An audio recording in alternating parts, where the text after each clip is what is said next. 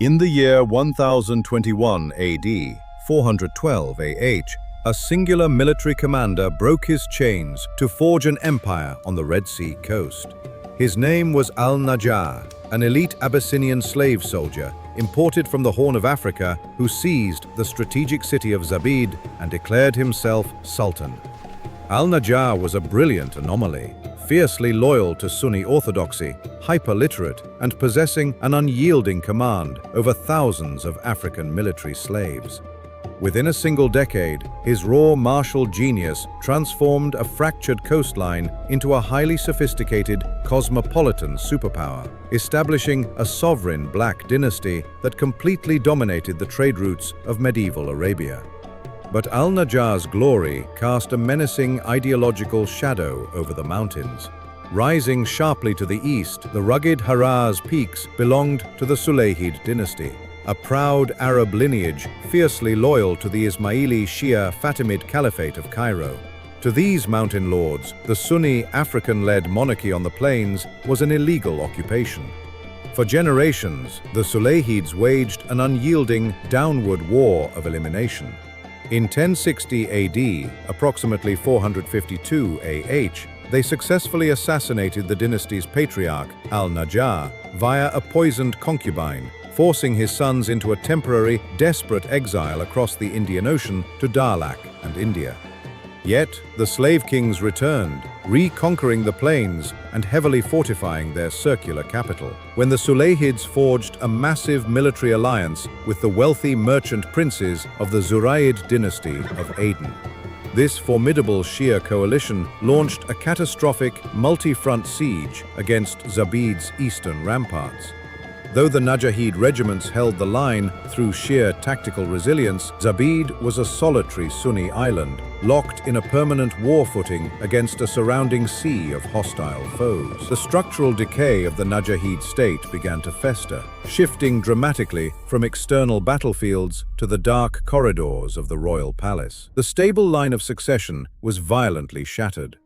The young, inexperienced Sultan al-Mansur ibn Fatik was brutally poisoned within his private chambers, the tragic consequence of a bitter sibling rivalry with his brother, Prince Musaddad, over a highly prized palace-singing slave girl. The sudden regicide left the crown resting upon the head of an infant puppet king, Fatik II. The civilian bureaucracy struck. A calculating, intensely ambitious native Arab chief minister named Wazir Man Allah, recorded as Bilal ibn Jarir al-Muflihi, executed a bloodless coup d'état. Seizing the physical keys to the imperial treasury, the wazir established a ruthless civil dictatorship. To cement his absolute grip on the state, Man Allah turned his wrath directly upon the dowager queen Sarafah.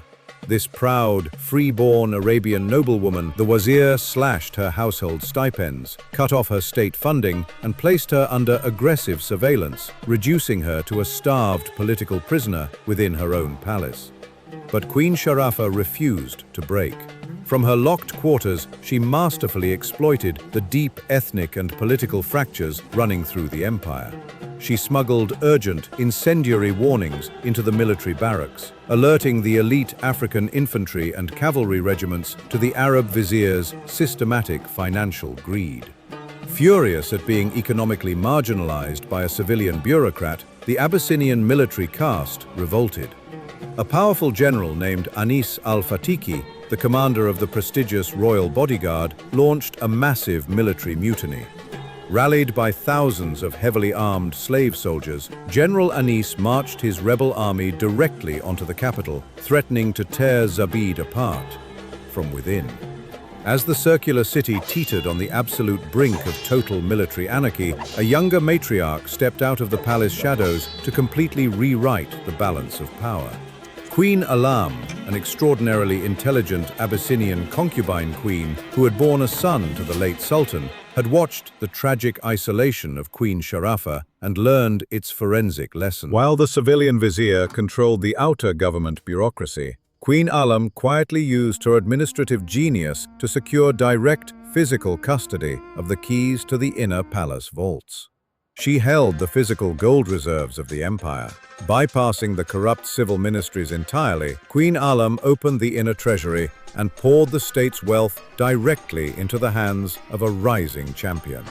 In his chronicle, Umara al-Yamani introduces this savior of the realm explicitly as the Qaid Abu Muhammad Surur al-Fatiki. He was an Abyssinian of the tribe of Amhara. To understand why Surur al-Amhari was chosen is to understand the rare, dual trajectory of his youth under the late Sultan al-Mansur. Unlike his military peers, who focused exclusively on physical combat, he was a disciplined, rising young officer within the elite Fatiki Royal Bodyguard Regiment, mastering the brutal asymmetric warfare of the desert plains. But concurrently, Surur was a devout intellectual, spending his youth mastering the dense, complex architecture of Shafi'i Islamic jurisprudence.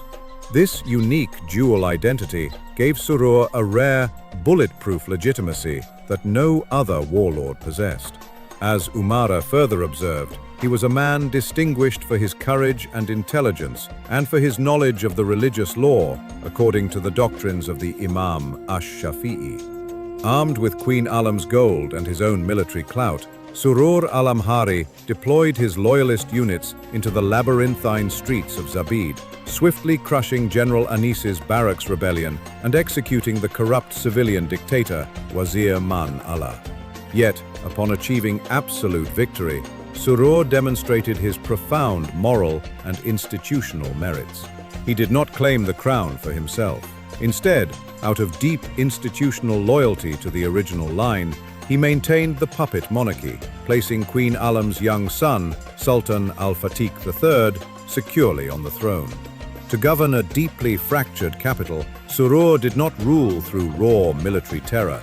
He anchored his executive regime within the legal and judicial administration of Zabid. Because he could debate the finest points of Islamic law just as skillfully as the city's top professors, the judges and religious scholars did not view him as an unlettered tyrant, but as a brother in faith.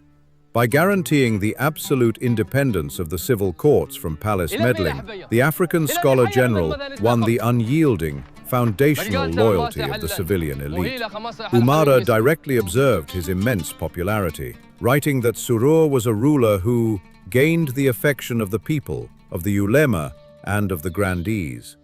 With Queen Alem and Grand Vizier Surur, the political fate of the older nobility was permanently sealed. Queen Sarafah, once the proud, dominant voice of the Arab aristocracy, found herself entirely sidelined by the meteoric rise of the Abyssinian court caste. Her instigations had failed to restore her personal lineage. Stranded in a palace that no longer answered to her name, she watched helplessly as her infant son, Fatih II, withered away into an early, suspicious grave, a historical footnote. Broken by the poisoning of her husband, the loss of her crown, and the quiet death of her child, Queen Sarafah passed away in absolute political exile, a tragic symbol of the old nobility consumed by the relentless palace machine. For 2 decades, witnessed directly by the arriving chronicler and poet Umara al-Yamani in the year 1136 AD, Surur governed as the undisputed shield of the Tihama. To the south, the wealthy maritime state of Aden, governed by the Zurayids, launched a bitter mercantilist trade war, deploying fleets and proxies to choke Zabid's merchant lines. Surur responded with brilliant administrative foresight, focusing his resources on Bab Siham. By keeping this fortified maritime corridor heavily guarded and wide open, he preserved the empire's vital commercial shipping lines to the Horn of Africa, ensuring economic survival. But in the early 1150s AD, Queen Alem passed away, and a far darker, apocalyptic shadow crept across the coastal plain. Out of the southern deserts exploded the Najahids movement, led by a radical, ultra-puritanical tribal visionary named Ali ibn Mahdi. The Najahids preached a militant, fundamentalist faith, declaring that the wealthy, cosmopolitan Sunni citizens of Zabid were corrupt apostates, marked for total liquidation. The Najahids tribal swarm swept across the lowlands, placing Zabid under a catastrophic multi-year blockade. It was here that Surur's engineering and human merits reached their zenith. Realizing his financial reserves were tightening, Surur pivoted from mobile desert campaigns to heavy defensive engineering. He systematically overhauled the city's 4 cardinal gates: Bab Siham in the west, Bab al-Shubarik in the east, Bab al-Qurtub in the north, and Bab an-Nahal in the south, reinforcing their timber frames with thick iron bands and clearing a massive defensive trench around the circular walls. Inside the suffocating, blockaded walls, Surur's deep alliance with the religious scholars became his greatest psychological weapon. From the minarets of the Great Mosque, the ulama preached solidarity, framing the defense of Zabid as a sacred duty to protect Sunni Orthodox civilization from annihilation. To maintain absolute morale under the choking heat and escalating starvation, the 56-year-old Grand Vizier performed the ultimate act of humility. He refused the luxury of the palace, personally sitting in the dust of the fortified gates, sharing the exact same meager grain rations as his lowest-ranking infantrymen.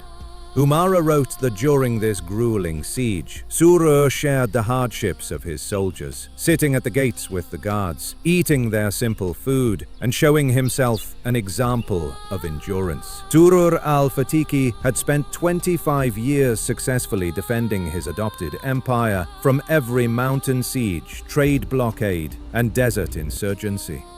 Yet the lethal blow would come from within, born from the raw malice, unchecked greed, and deep-seated prejudice of the very royal family he had spent his life protecting.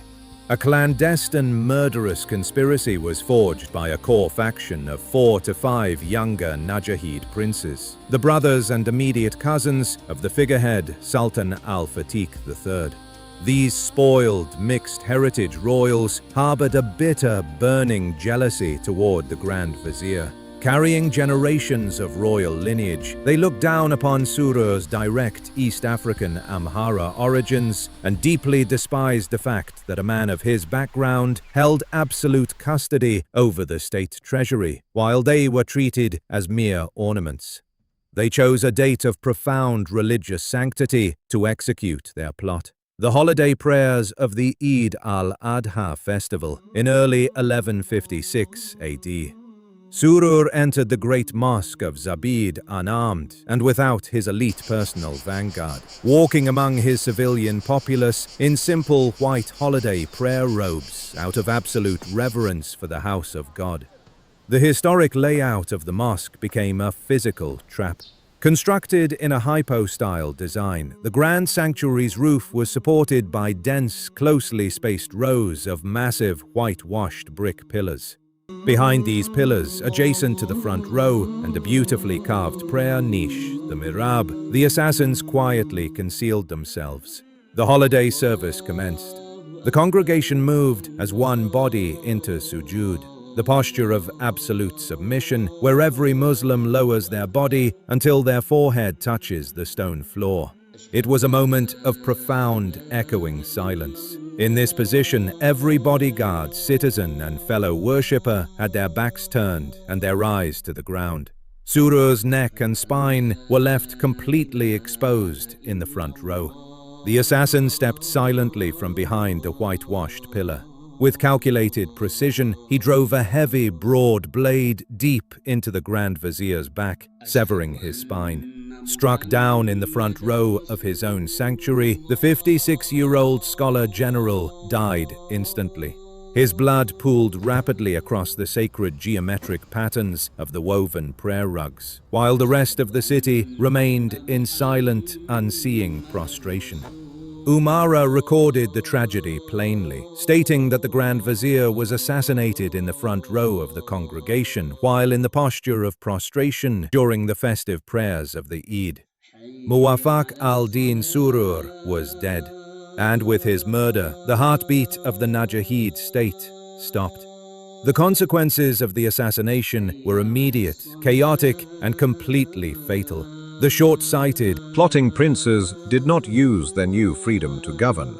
Instead, they instantly ransacked the royal treasury, looted the gold reserves, and turned their weapons on one another in a vicious, fratricidal civil war for the vacant throne. Deprived of Surur's strategic mind and left entirely unpaid, the elite army broke its oaths of loyalty and fractured into mutinous, warring factions that fought one another in the streets. Seeing that the mastermind of the coast was dead, Ali ibn Mahdi returned with absolute, unbridled ferocity. In the year 1160 AD, the broken, leaderless walls of Zabid were finally breached. Upon entering the circular gates, the Mahdids implemented a policy of total dynastic erasure. They systematically rounded up and executed every remaining member of the Najahid royal line, including the very princes who had orchestrated Surur's murder. Queen Alam's son, the young Sultan al-Fatih III, perished as the absolute final sovereign of his line. The entire Abyssinian military and civilian caste was permanently liquidated or driven into anonymous exile across the sea. A century of African dynastic glory in the lowlands of Arabia was brought to a violent, bloody end.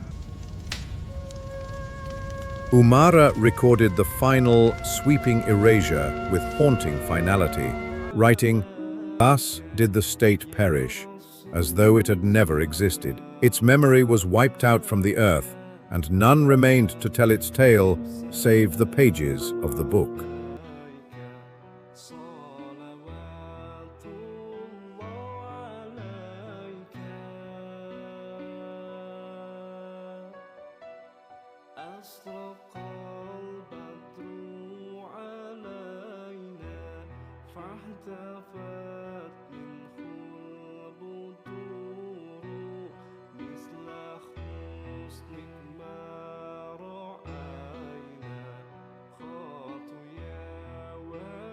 حسوا